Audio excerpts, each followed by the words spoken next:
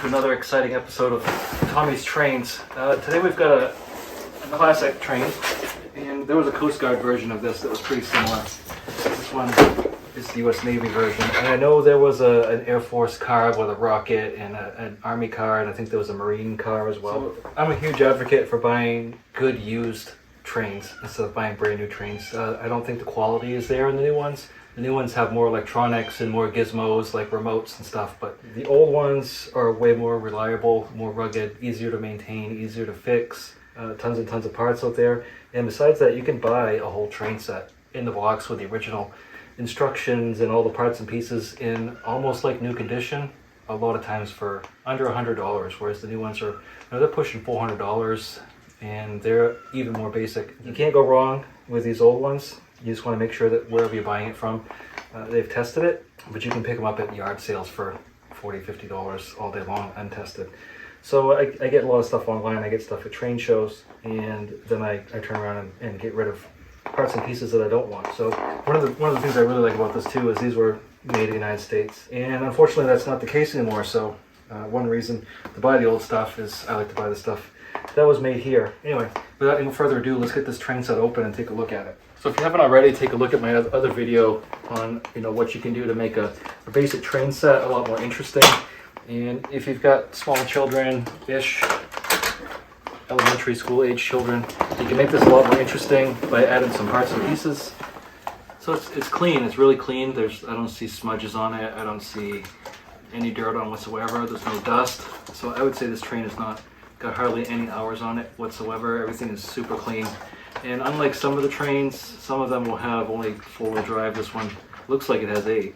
I see 2 can motors, so it's got 8-wheel drive, so that's a plus. And it's got good weight to it. I see some extra weights hooked underneath, 7 grams, 14. So there's quite a bit of weight added underneath here. So it's a nice locomotive. Couplers are all intact. Very nice train. And these boxes, they're just so much better, with cardboard, because they've got separate trays and everything's got its own place. And the new ones, they have it all stuck in these styrofoam things, and it's like you're never going to get it back in the way it came. I've never been successful putting it back. I'm not saying it can't be done, but I struggle. There's your instructions, and they don't even look like they've been used. They're not even, nothing wrong with that. We've got looks like quite a bit of track here. 6, so that's right, yeah, 6 curves and 4 straights. So a little bit smaller than this one, about here. So about 3/4 the size of this train set that I've got set up here. So we're just going to leave the track in there for now. I've already got a layout set up. Here's a box car, and this is really light. It's super light. It does have metal wheels and trucks, but it's not a lot of weight to it, which is pretty much the case with a lot of these Lionel cars. They don't have the weight, and this one's got a plastic. It's completely plastic except for the couplers and the wheels. Some of the older ones at least had a metal frame on them, but this one didn't. You got a submarine. So there's your Navy truck. It's got your spare tires on it.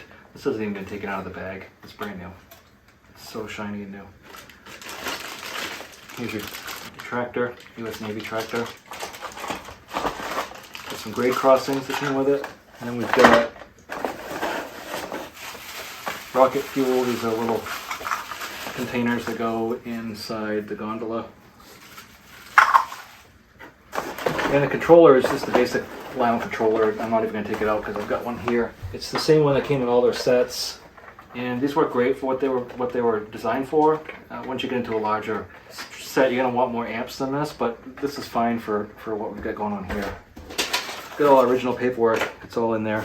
Everything is, but this doesn't even look like it's been opened. These grade crossings, I mean, they're still taped shut. And it's possible that the owner just taped them up, but everything here is just looking so pristine.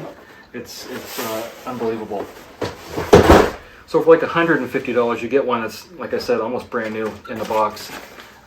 So here's our train set manuals. Shows you how to hook your tracks together, your lock on right here.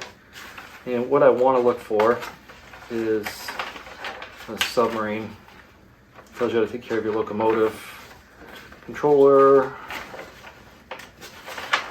There we go. The submarine. I did see. Submarine goes on this car here.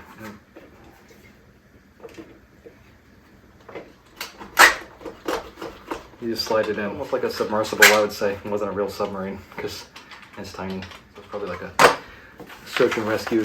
I thought the submarine worked with a rubber band in it. Wind the mechanism. So you lock it, and you push and lock the stock's propeller. Then you turn the nose. So you wind it up with the nose. So you push this in and wind it up with the nose. Let's see. So we'll take a diesel and put that on the tracks.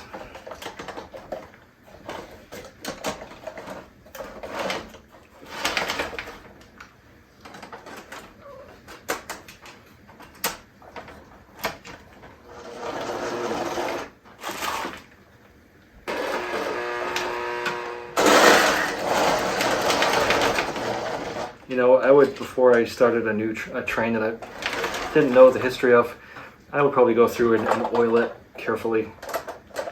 I just checked it and everything's moving like it should, but before I would put a lot of hours on this train, I would definitely go through and oil everything. And if you had a work caboose, these would nest right inside there.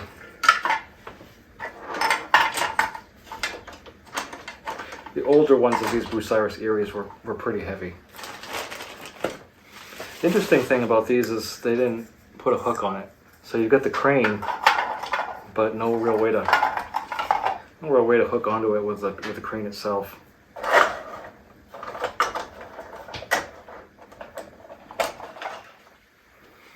And our searchlight car, I don't know that there's a switch on this to turn it on and off. I think it just is. But I know you can change the bulb in it. So it's got pickups on it, and we'll see. Let's see how it goes.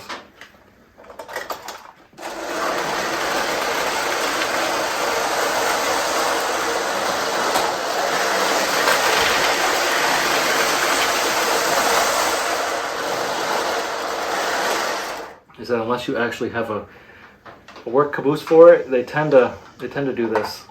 They don't like to stay nested very well. The work caboose actually has a groove for it, so you would lower the boom all the way down, and then it would stay. Because technically this part would turn with the train.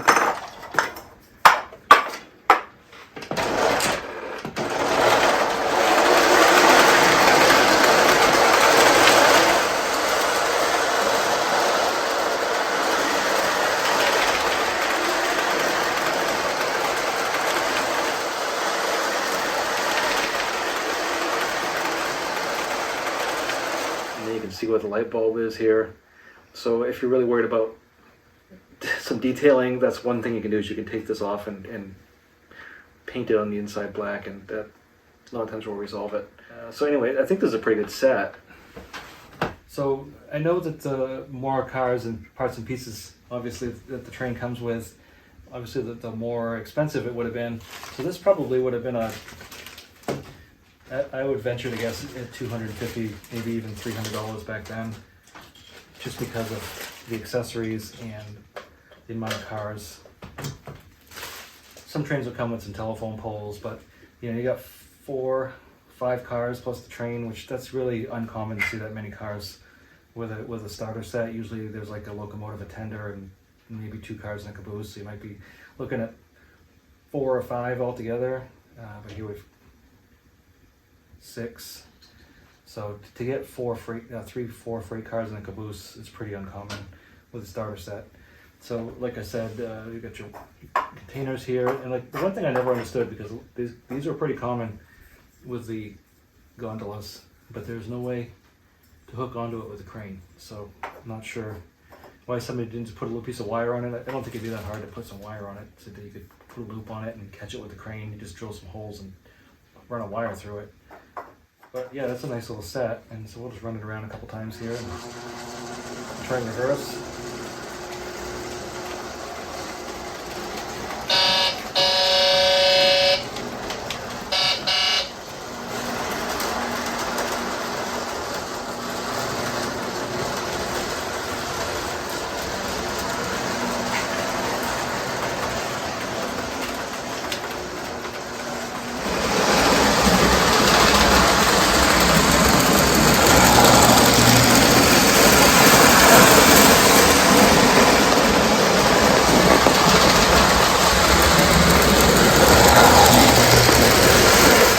So once again, we've got a pretty nice little set here that could be had for less than $150, almost brand new, made in the United States, complete. I can't tell you a better scenario than getting a train that's almost brand new for less than half the cost of a new one, with a new one would have less features. And you know, if you're all about the remote control stuff and fancy electronics and the rail sounds, talking voices, all those things, the new ones are going to have that more than the old ones. And some of the die-hard train enthusiasts that I've talked to hate the rail sounds, they hate the talking, they hate all that stuff, they shut it off, they think it's annoying. So it's you know, whatever you prefer. But to me, buying something made in the United States, in good shape, I don't think you can go wrong. And this is a good set for you know, a father-son or a mother-son or whatever to play with and get your trucks out and build some houses. You could even, sometimes I used to take Lincoln logs and build tunnels and houses with Lincoln logs. So there's an option there, you know, whatever. My aunt would make me cardboard houses out of milk board. And if you don't have a lot of money and you want to get a good train set, this is what I'm saying you should do. You should get an old train, and you can make all your buildings and, you know, some Matchbox cars, and your kids are gonna have a ball. The biggest thing is doing something with your kids, and if you're excited about it, and they're probably gonna be excited about it, and I think that's how you're gonna build memories. You're not gonna build memories hiding behind a phone or a laptop or something. So I appreciate you watching, and stick around for some more train videos, and I hope you have a great day.